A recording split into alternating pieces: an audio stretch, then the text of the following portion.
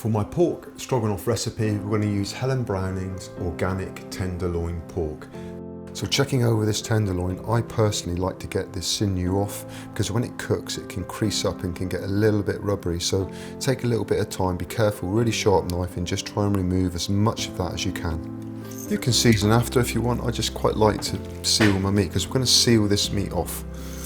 I like to season that. So duck fat going in. Get that nice and hot. Want to seal those wonderful loins. So we've seared off our tenderloins, prepped, diced and sliced our onion with a clove of garlic, crushed, diced as well. It's in the pan, sweating down nicely.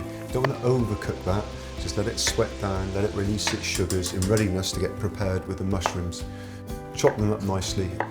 A splash of wine to help deglaze the pan. Now we add 2 teaspoons full of smoked paprika, 220 ml of double cream, 2 teaspoons of whole grain mustard, followed by some grated nutmeg. So now onto the basmati rice, a really simple way of cooking perfect rice every time. Whatever your measurement is in the bowl, that's a cup. The water in this bowl is 1.5 times the measurement of the rice. Put straight in, lid on, bring to the boil, put it on the lowest heat possible and just let it simmer away for 12 minutes. Then take it off the oven completely, let it stand for 10 and you will have perfect fluffy rice. So in my steamer, I like to put some lemon juice in, just so that the aeration of all that beautiful lemon zest through the steam on the broccoli, I just think it adds a nice clean cut edge.